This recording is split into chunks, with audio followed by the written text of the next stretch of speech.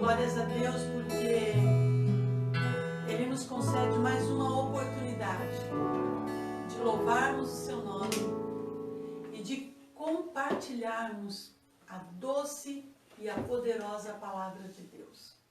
E eu quero meditar nesta noite num texto na carta escrita aos Hebreus, no capítulo 10 e no versículo 25, em que o escritor diz assim: não deixemos de nos reunir como igreja, segundo o costume de alguns, mas encorajemo-nos uns aos outros, ainda mais quando vocês veem que se aproxima o dia. Uma coisa é certa: o dia do arrebatamento da igreja se aproxima. E o escritor aos Hebreus, ele nos fala sobre a importância de nós congregarmos. Porém, nós estamos vivendo um momento atípico no mundo. Nós estamos passando por um momento de isolamento, nós estamos passando por um momento chamado de quarentena, momento que tem nos privado de congregarmos no templo. Alguns estados já estão voltando a ter culto nos templos de uma forma limitada, mas já estão tendo. Algumas cidades já estão podendo cultuar ao Senhor no templo. Aqui na cidade de Dourados, as igrejas estão fechadas, ainda não podemos ir nos reunirmos e glorificarmos a Deus no templo. Mas isso não quer dizer que nós venhamos a deixar de exaltar e de glorificar o nome do Senhor.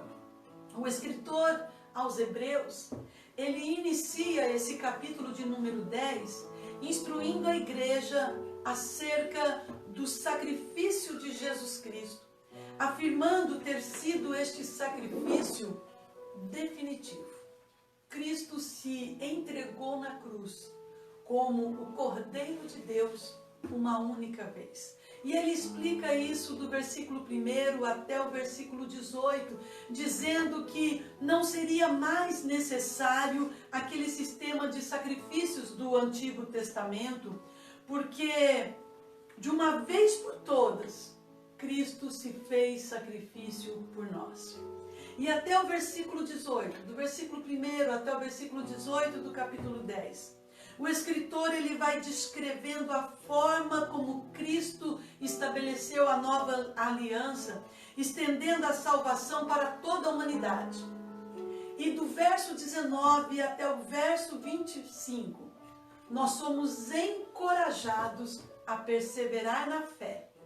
E é o que eu desejo meditar um pouquinho com cada um de vocês nesta noite. Nós sabemos que um dos fatores que enfraquecem a nossa fé é quando deixamos de congregar. Nós temos visto aí, bem antes da pandemia, muitas pessoas se auto-intitulando desigrejados. Não preciso de uma igreja para adorar a Deus. Não preciso estar na igreja para cultuar ao Senhor. Só que não é o que a Bíblia nos ensina. A Bíblia diz: não deixemos de congregar. Porque quando deixamos de congregar, a nossa fé, ela começa a enfraquecer. Porque nós somos um corpo, nós estamos unidos, nós estamos entrelaçados, nós estamos presos uns aos outros, como as pedras ou como os tijolos de uma construção. Nós somos o corpo de Cristo, uma parte que compõe a outra parte. E quando vamos ao templo, nós estamos nos ajuntando. Por isso o escritor disse: não deixemos de congregar, não deixemos de nos ajuntar. Porque quando nós deixamos de congregar, este é um forte motivo para que a nossa fé enfraqueça. E nestes últimos meses, nós temos visto, por conta da pandemia, que nós temos sido privados de congregar. Nós temos sido privados de estar em comunhão uns com os outros no templo. ou o que nós chamamos de igreja. Não estamos indo à igreja, não estamos indo ao templo para ter comunhão uns com os outros. Sabe, sobretudo, nós temos, além de termos deixado de ir ao templo para ter comunhão uns com os outros, isso tem feito com que deixemos de servir ao Senhor no templo, seja exercendo o trabalho das reuniões de oração, as nossas atividades costumeiras na nossa vida cristã, o exercício da visitação, todas essas coisas têm sido colocadas de lado. E nós temos que ter o cuidado, porque quando nós ficamos longe deste convívio, quando nós ficamos longe desse serviço ao Senhor, somos fortes candidatos a ter a nossa fé enfraquecida. Por isso, o escritor aos Hebreus, ele disse que nós não devemos deixar de congregar. O versículo de número 23 de Hebreus 10, ele diz assim: sem duvidar, mantenhamos inabalável a confissão da nossa esperança, porquanto quem fez a promessa é fiel. Então, a primeira coisa que ele diz aqui, que nós devemos vencer todas as dúvidas que queiram circundar a nossa mente, e que a nossa fé ela seja inabalável através da confissão da nossa esperança. Por quê? Porque quem fez a promessa é fiel. Isso significa que esse tempo que nós estamos passando, ele não é para sempre. Ele é um momento e ele vai passar. Só que enquanto nós estamos neste momento, nós devemos perseverar na nossa fé.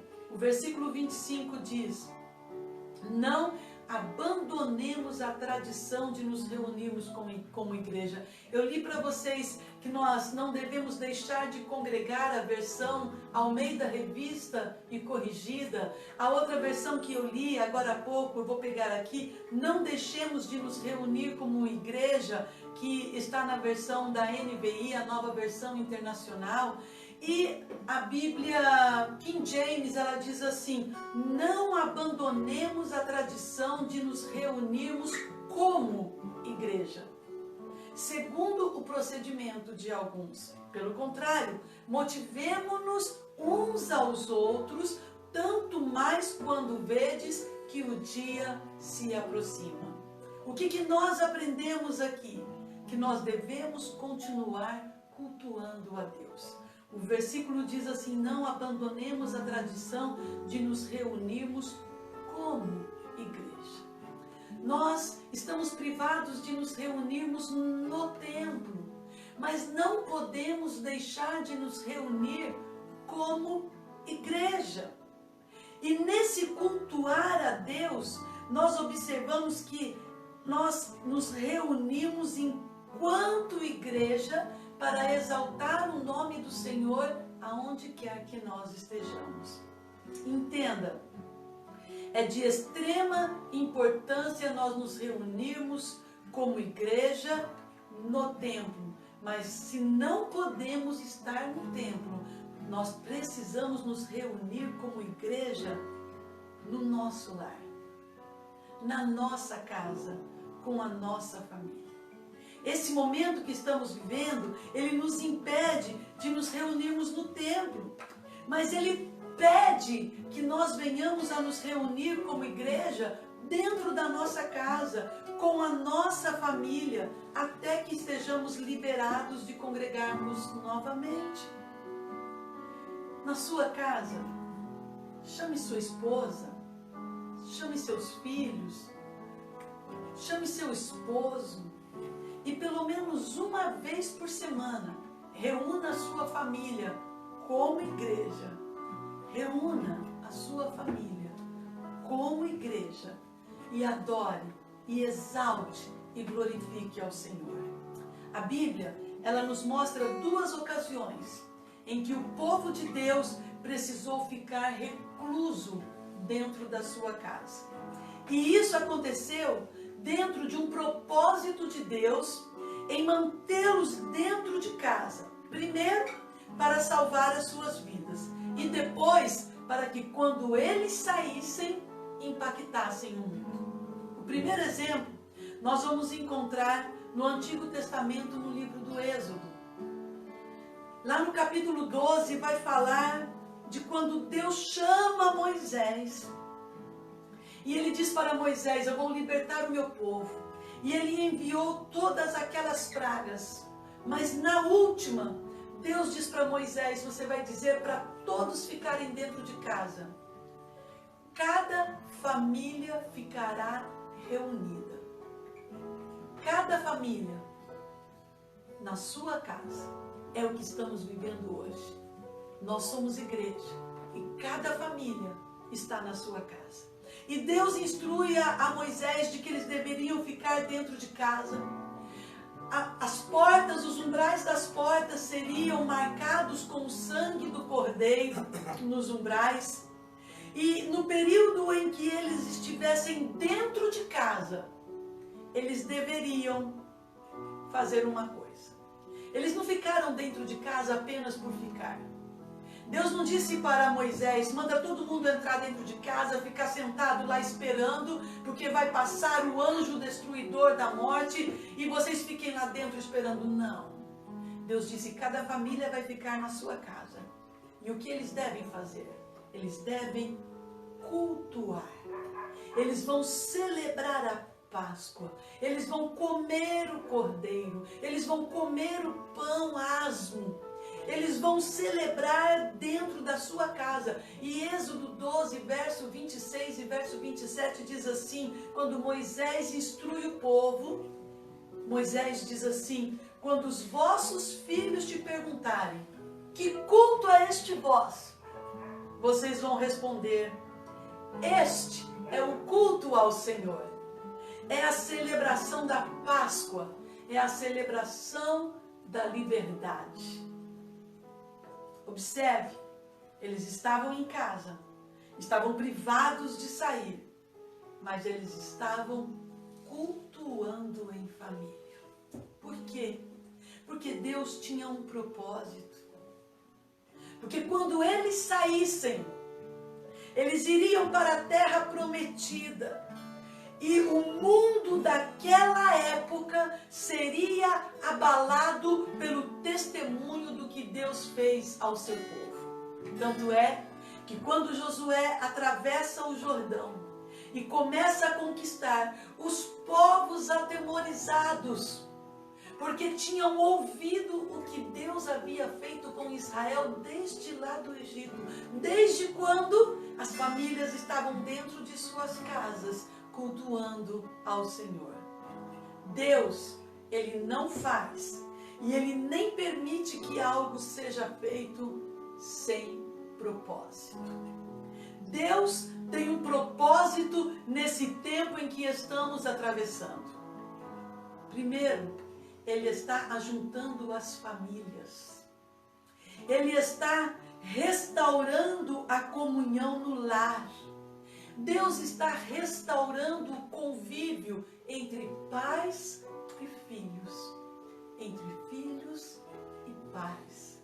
Deus está chamando a família para cultuar ao seu nome. Deus está reunindo a família para que a família se prepare, se alimentando espiritualmente, porque depois que tudo isso passar, a igreja vai sair, as famílias vão sair para se reunir como igreja, para impactar o mundo. Não é sem propósito, não é por acaso. O segundo exemplo bíblico está no Novo Testamento. No livro de Atos, no capítulo 12, a Bíblia diz que depois que Jesus ressuscitou dentre os mortos, Ele apareceu aos seus discípulos, deu instrução a eles de como seriam os dias vindouros. Depois Ele subiu aos céus, os seus discípulos experimentaram o derramar do Espírito Santo. E sabe o que aconteceu em Atos 12? Eles foram para dentro de casa. Eles experimentaram se reunir em casa. Eles se esconderam. Por quê? Porque havia uma perseguição muito grande. Sabe, havia um perigo de morte sobre a vida dos discípulos.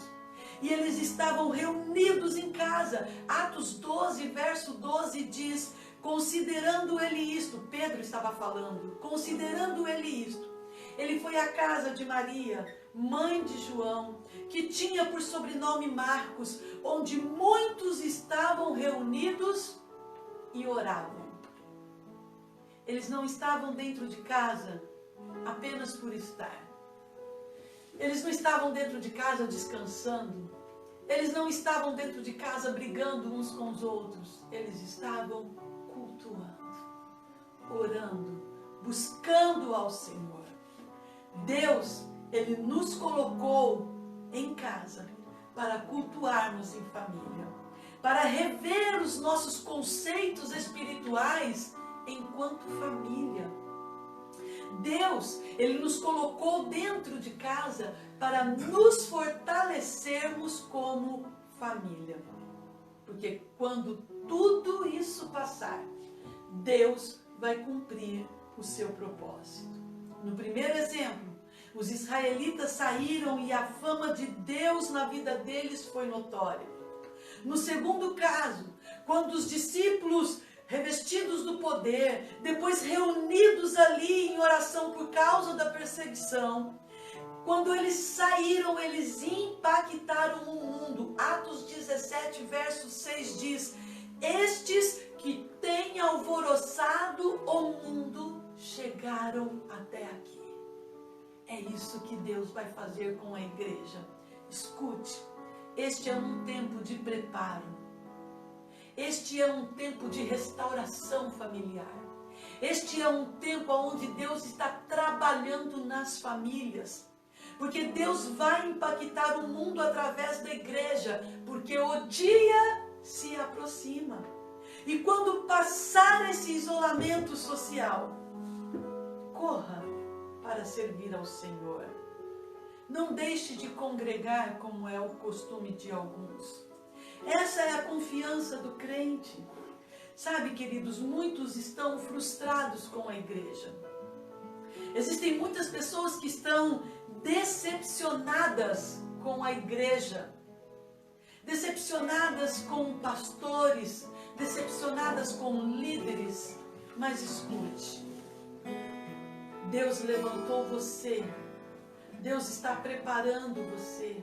Deus está preparando a sua família para você fazer a diferença. Para você fazer algo notório através do poder dele na sua vida e na vida da sua família. E para fazer a diferença, para expor não o seu ponto de vista, mas a unção de Deus que está sobre a sua vida e sobre a sua família. Eu quero encerrar essa mensagem trazendo uma analogia que vez ou outra eu trago à tona. Um dia, Deus olhou para o mundo e Ele viu que o mundo estava coberto pelo pecado. O mundo havia transgredido todas as leis. O mundo não queria saber de Deus. O mundo estava entregue ao pecado. Então Deus tomou uma decisão: eu vou destruir o ser humano. E então Ele levantou um homem chamado Noé. E Ele disse para este homem construir uma arca, porque haveria de vir sobre o mundo o dilúvio. E quando Deus manda Noé construir a arca, Deus diz para ele assim, lá em Êxodo, capítulo 6, o verso 16. Ele deu as medidas, Ele deu o tamanho, Ele deu a forma. E no verso 16 Ele disse assim: faça no teto uma janela e 45 centímetros entre o teto e o corpo da arca. Coloque uma porta lateral na arca. faça um andar superior, um médio e um inferior. Que Deus disse para Noé: construa uma arca. Essa arca terá 3 compartimentos, o inferior, o médio e o superior. E no teto desta arca você fará uma janela que dava para o céu.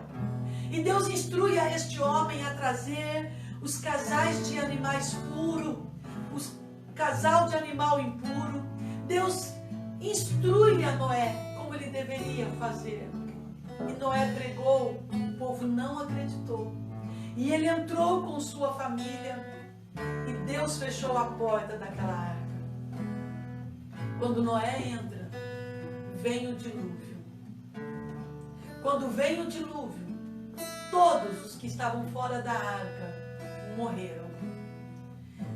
8 pessoas estavam dentro daquela arca. E eu pergunto para você, era um lugar agradável?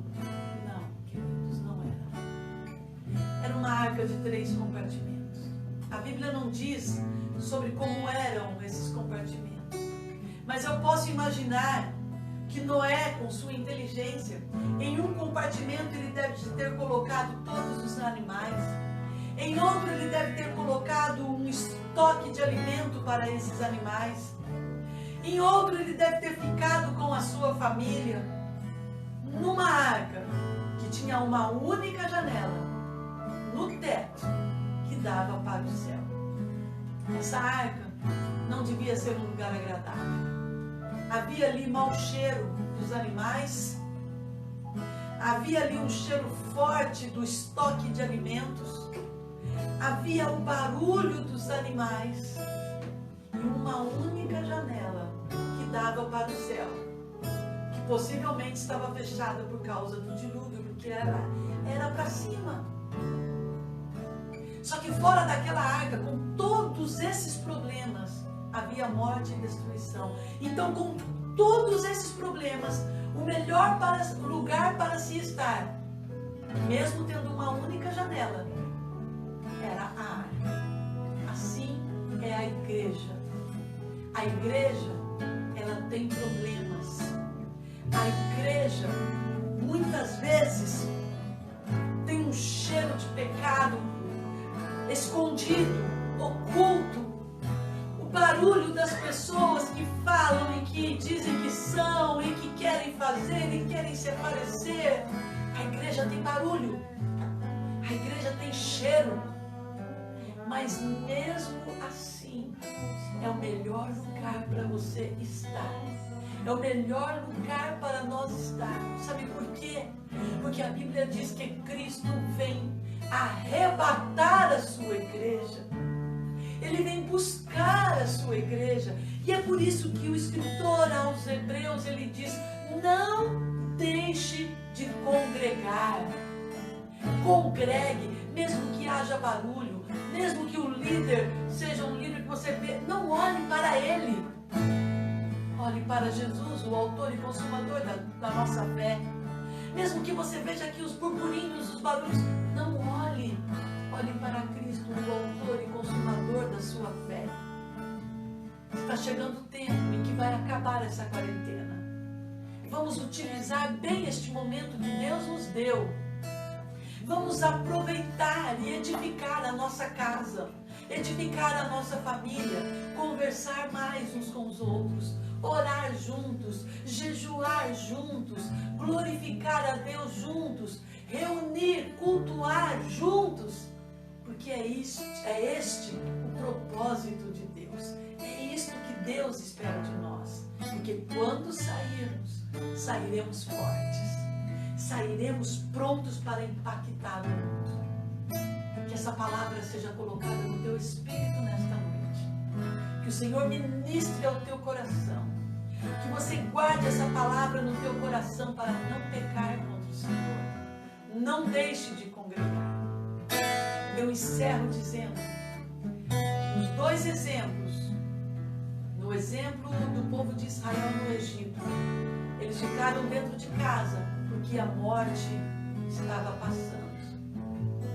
No exemplo do Novo Testamento, eles se esconderam dentro de casa por causa da perseguição, a morte estava querendo tragá-los. Nós estamos dentro de casa, porque a morte está passando através desse vírus.